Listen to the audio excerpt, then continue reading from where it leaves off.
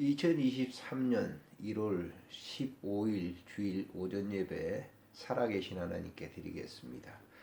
하나님은 영이시니 예배하는 자들은 신령과 진정으로 예배할지니라. 거룩하신 하나님 아버지 영광을 받으시옵소서. 예배드리는 모든 무리들을 축복하소서. 우리 구주 예수님의 이름으로 감사하며 기도드리옵나이다. 아멘. 찬송 25장 드리겠습니다.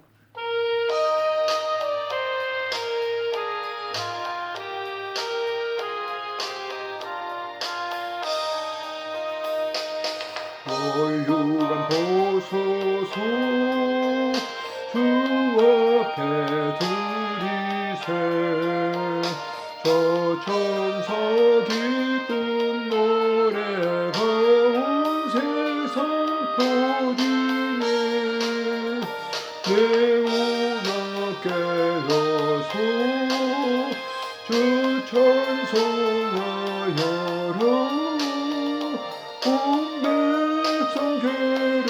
속하신 만왕의 왕일세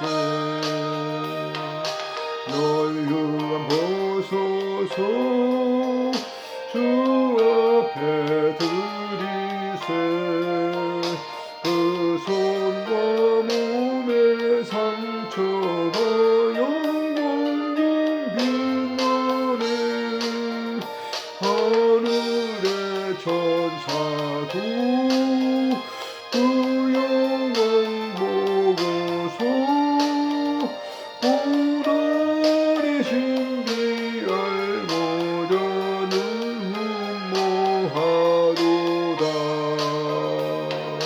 널루한 보소서 주 앞에 드리세 온 세상 전쟁 그치고 형통을 오겠네 그보자 앞에서 온 백성 엎드려 그 한량없는 영광을 찬송합니다.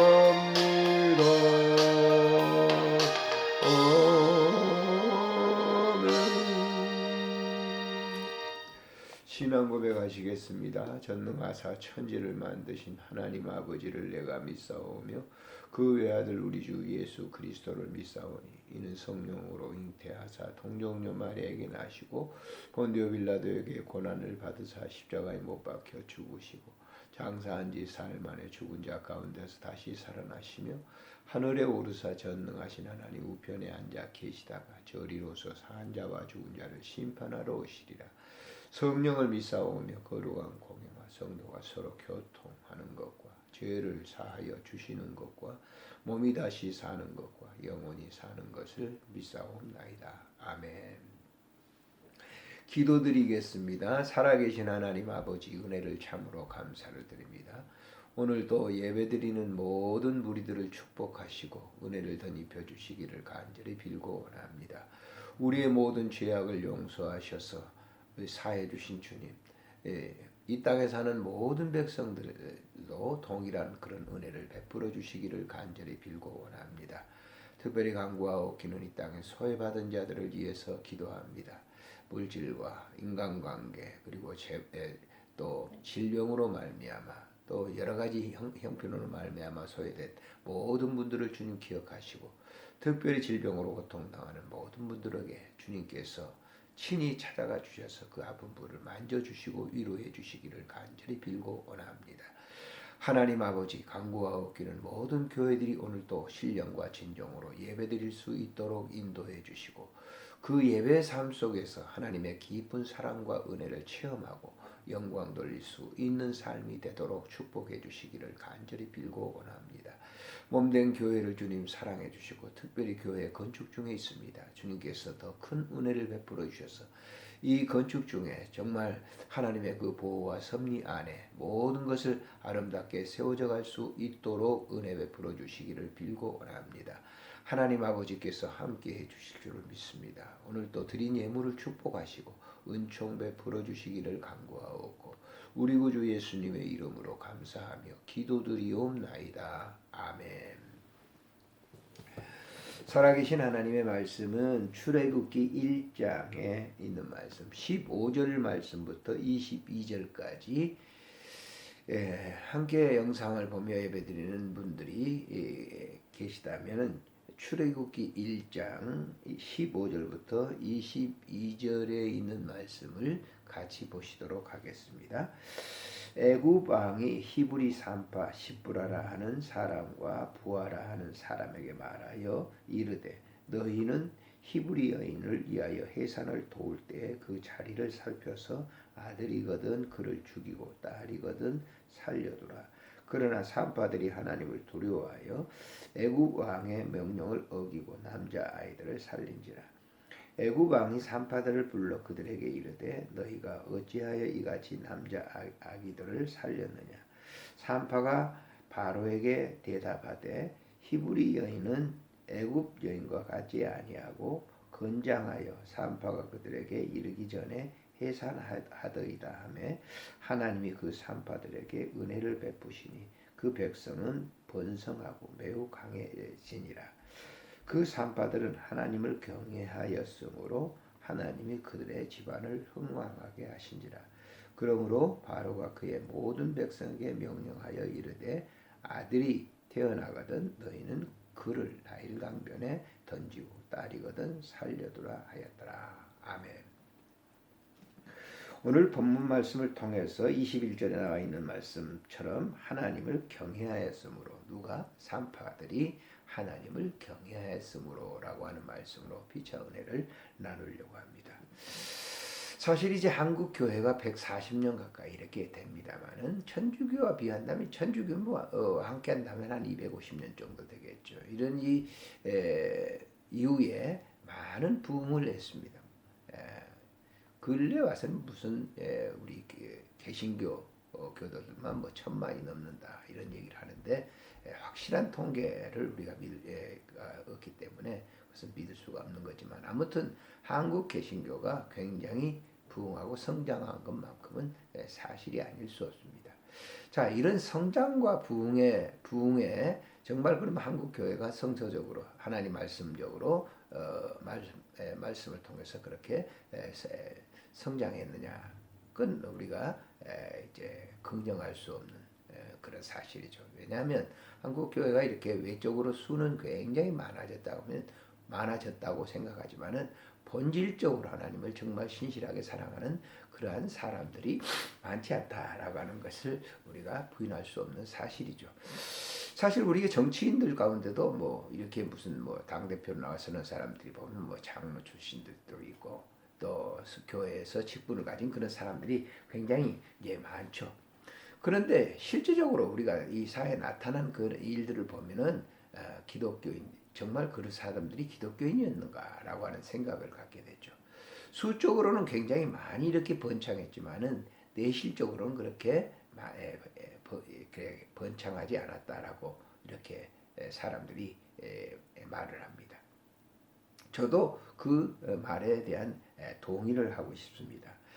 자, 오늘 이 본문에 있는 말씀과 영적으로 우리 같이 생각을 좀 해보려고 합니다만은 이스라엘 백성들이 이제 애굽으로 내려갈 때는 뭐 야곱의 후손들 그렇잖아요. 그 후손들이 약 한 70여 명 정도가 내려갔죠. 그 70여 명 내려간 사람들이 이제 고센 땅에 거하면서 번창하기 시작했어요. 수가 굉장히 많아지죠. 그래서 400년이 지나고 난 이후에는 굉장히 애굽에 이제 히브리 민족들이 많아지게 됐는데 그 이스라엘 백성들이 이제 출애굽을 할 때 보면 60만 명 이상 넘었으니까 남자 수만 한다고 그래도 아이들 여자 한다면 한 200만 정도로 이렇게 그 엄청난 수가 불어나게 된 거죠. 그래서 이 바로왕 애굽의 바로왕은 상당히 위기의식을 느낀 것 같아요. 그래서 이제 애굽의 그 히브리인들을 전부 이제 남자아이들은 태어나면 죽이고 여자아이들만 살려주라고 하는 말씀이 있지 않습니까? 오늘 본문에 보면은 여기 보면 애굽 왕 바로가 산파들을 불러 모아가지고 16절에 보면 너희는 히브리 여인을 위하여 해산을 도울 때 그 자리를 살펴서 남자아이가 낳거든 죽이고 여자아이가 낳거든 살려두라고 이렇게 얘기를 합니다. 이것은 이제 히브리인들이 번창을 하기 때문에 이러다가는 뭐 애국 전체에도 위기가 닥치지 않는가 그래서 바로가 이런 정책을 쓰게 되죠. 그래서 굉장한 위기 상황에 처해 있게 되는데 어떻게 보면 오늘날에 이제 우리 한국 교회도 굉장히 지금 어떻게 보면 위기 상황이잖아요. 지도자들이라든지 뭐 그래서 요 근래 보면은 한국 교회가 굉장히 감소하고 또 사회적으로도 좋은 평을 받지 못하고 하는 그런 일입니다만 그것과 거의 저는 같은 영적 선상에 두고 보고 그 지금 히브리인들 중에서도 정말 그렇게 번창을 했지만은 하나님을 경외하는 그런 사람들은 그렇게 뭐 많지는 않았죠. 소수였죠. 근데 인구가 번창하다 보니까 국가 바로가 위기의식을 느꼈듯이 이렇게 기독교가 세력이 넓혀지고 그러게 되니까 어떻게 보면 정치적으로도 상당히 위기의식을 느끼게 되고 그런 위험적인 요소 또 영적으로 보면 이렇게 한국 교회가 이제 비대해지다 보니까 내실적으로는 그렇게 근거리 이렇게 참 충실하지 못한 그런 이제 모습을 드러낸 것이죠. 위기의식을 굉장히 이제 사회가 반감적으로 기독교에 대한 반감을 갖고 위기의식을 느끼게 됐단 말이에요. 근데 그 기독교인들 가운데도 보면 그 밑에 도도하게 흐르는 영적인 우리가 복음이 들어온 이후에 정말 그 도도하게 성경 말씀을 사랑하고 성경 중심으로 살았던 그런 이 사람들이 이어지는 그런 것도 있죠. 지금도 오늘날도 마찬가지입니다. 거기 보면은 뭐 목회자들도 거기에 거기 직분자들도 거기 보면은 도도하게 영적으로 그 흐르는 그런 흐름이 있다라고 하는 거예요. 뭐 캐톨릭 신부들의 그 강연을 저도 이따금 듣습니다만은 거기 뭐 황창현 신부라고 하는 그 분들 보면 그분들도 보면은 그 천주교 내에서도 밑에 물 밑에 흐르는 그러한 그 흐름들이 쭉 있죠. 영적인 바른 흐름들이 있죠. 그런 것처럼 애굽에 있었던 히브리인들 가운데 정말 하나님을 신실하게 사랑하는 사람들이 있었단 말이에요. 뭐 우리가 모세음은 용해벳도 마찬가지 않습니까? 그런 위험 속에서도 요게벳은 자기 아들 모세를 낳아서 갈대 상자에 넣어가지고 이제 나일강에 띄움으로 말미암아서 그런 일을 통해서 결국 모세라고 하는 훌륭한 지도자가 나왔듯이 그런 영적인 흐름이 밑에서 계속하게 흘러내리고 있었다라고 하는 거예요. 근데 여기 보면 이 본문에서도 보면 보세요. 자, 히브리 여인들의 그 해산을 돕는 그 산파들 중에 바로가 이렇게 명령을 하죠. 남자아이들은 다 죽이고 여자아이들은 살려주라라고 하는 명령을 내리는데 그 산파들 중에 보세요. 20절에 보면 하나님이 그 산파들에게 은혜를 베푸시니 그 백성은 번성하고 매우 자 산파들에게 은혜를 베푸시니 그 백성이 뭡니까? 히브리인들이죠. 그 히브리인들이 번성했다라고 해요. 자, 21절에 보면 그 산파들은 하나님을 경외하였으므로 여기 아주 매우 중요해. 그 산파들은 하나님을 경외하였으므로 하나님이 그들의 집안을 흥왕하게 했다라고 말합니다. 자, 하나님을 섬기는 그 산파들은 그 명령을 따르지 바로의 명령을 따르지 않았죠. 그래서 남자아이들도 낳으면 죽이지 아니하고 그 살려뒀던 거예요. 어떻게 보면 요게벳도 아이를 낳았을 때 산파들의 도움이 있었을지 몰라요. 그런데 그 산파들이 그 요게벳이 낳은 이 모세를 갖다가 그대로 두었던 것이죠. 그래서 요게벳은 이제 나일강에 그 모세를 갈대상자에서 띄움으로 인해서 이제 바로의 공주가 보게 됐고 그걸 갖다 바로 공주가 바로의 궁에서 40년 동안 히브리인이 자란 것이죠. 그와 같이 오늘 이 본문 속에서 보면 하나님을 믿는 산파들의 도움으로 말미암아서 모세라고 하는 인물이 이렇게 나올 수가 있었던 것을 우리가 볼 수 있는 것이죠. 저는 우리 한국교회 굉장히 지금 어렵다, 위기라 이렇게 생각하지만은 물밑으로 흐르는 그런 영적 흐름은 그 누구도 꺾을 수가 없습니다. 우리나라에 복음이 들어온 그 이후에 그 건전한 온전한 이 복음이 생생하게 살아서 쭉 일제시대를 거쳐오면서 그 신사참배를 거부했던 주기철 목사님, 손양호 목사님 이런 분들이 계시잖아요. 그런 그 분들과 같은 그러한 그 도도한 흐름이 계속적으로 전쟁, 6.25 전쟁 이후에 계속 이어지고 오늘날 이 시대 속에서도 바로 그런 흐름은 계속 흘러가고 있다고 하는 그런 사실을 저는 부인하지 않습니다. 그렇기 때문에 한국 교회는 소망이 있다라고 하는 것이죠. 자, 이 사건을 통해서 430년 동안 애굽에서 있었던 히브리인들은 결국 그 흐름을 통해 영적 흐름을 통해서 모세로 이어지면서 그들은 그 세 속에서 완전히 탈피하는 출애굽의 역사를 이루어냈던 것을 우리는 알 수 있습니다. 오늘 이 시대가 정말 한국 교회가 굉장히 어렵다 할지라도 도도하게 흐르는 영적 흐름은 끊어질 수가 없다라고 하는 것이죠. 남북이 지금 이렇게 분단된 이런 사태 이후에도 하나님이 앞으로 어떤 방법으로 통일시키려는지 저는 개인적으로 그렇게 믿습니다. 우리 대한민국은 반드시 통일될 거라. 그리고 우리 기독교인들이 또 더 이제 이렇게 물밑에서 영적인 신앙생활을 바로 하는 그런 사람들이 정말 신실한 믿음을 가지고 남북이 통일되면 해야 될 굉장한 그러한 일들이 있다라고 하는 것이죠. 저는 김진홍 목사님의 설교를 종종 지금 듣습니다만은 그분은 이제 통일이 될 날을 앞으로 10년 정도 이렇게 잡고 있더라고요. 그러면서 개마고원에 두레 마을의 공동체를 세우겠다라고 하는 그런 말씀을 전한 적을 봤습니다. 저도 거기는 동의를 하죠. 신실한 그런 분들이 있다고 하면 바로 한국 교회는 정말 극적인 그러한 일들이 일어날 것이라 저는 확신합니다. 오늘 이 본문을 통해서 저는 그 영적 흐름을 보면서 히브리인들이 정말 굉장한 어려운 가운데 하나님을 믿는 그러한 산파들, 하나님을 믿는 사람들에 의해서 애굽에서 탈출해서 정말 영적인 가나안 땅을 정복했던 것처럼, 자, 북한에서 정말 신앙을 위해서 우리 남한으로 넘어왔던 사람들, 지금 많은 사람들이 하나님 나라로 갔습니다만은 그 남아있는 사람들, 그 후손들이 이 북한을 이제 자기 고향 땅을 그리워하면서 있는 걸 봅니다. 정말 남북이 통일된다고 하면 세계 속에 이 대한민국은 굉장한 그 위치로 올라갈 것이다. 저는 그것을 확신하고 있습니다. 왜냐하면 믿는 기독교인들이 그것을 소망하고 있기 때문에 그렇다라고 하는 거예요. 그래서 이 출애굽 사건을 보면서 어쩌면 이 사건은 오늘 우리 한국 교회에 주어진 그런 그 문제를 해결하는 그러한 키의 말씀이다. 저는 그렇게 생각을 합니다. 대망의 이 통일의 그날을 바라보면서 도도하게 물밑에서 민족과 조국을 위해서, 이 나라를 위해서, 이 한반도를 위해서, 이 대한민국을 위해서, 전 이북 동포를 위해서 기도하던 사람들, 기도하던 성도들의 그 영적 그 기도는 반드시 이루어질 것이라 믿습니다. 과거의 역사 속에서 출애굽의 사건을 통해서 오늘 이 시대를 조명해 보면서 그런 역사가 바로 우리 대한민국 이민족사 속에 그리스도인들의 그 삶 속에서 이루어질 것을 확신합니다. 여러분들도 기대하고 기도하십시오.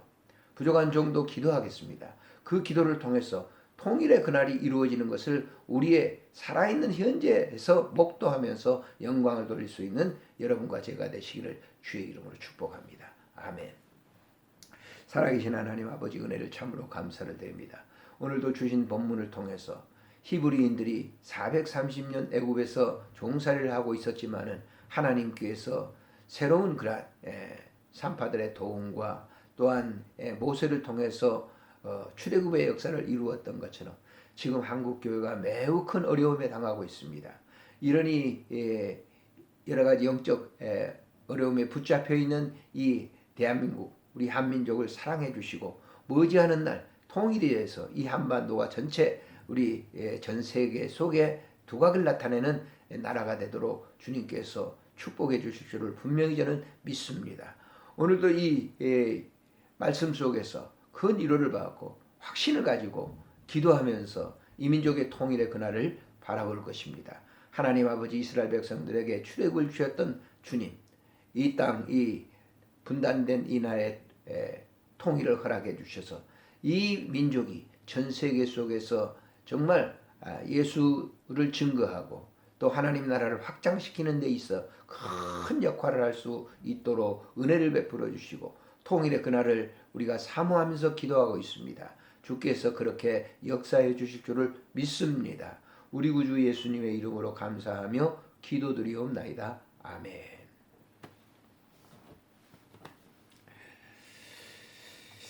찬송가 299장을 드리도록 하겠습니다.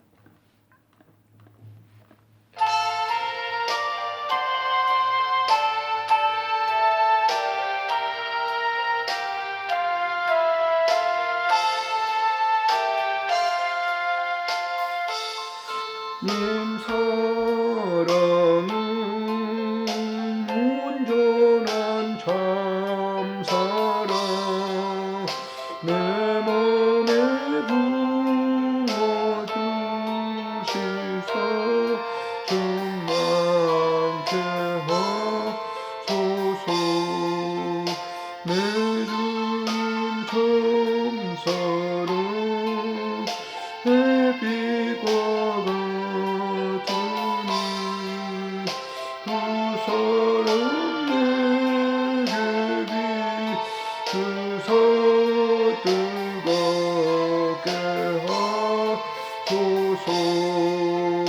그 사랑 앞에는 풍파도 그치며 어두운 몸 모아오니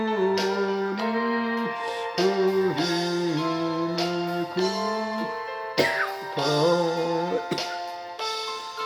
님 사랑은 온전한 참 사랑 내 맘과 영에 채우사 새 힘을 주소서.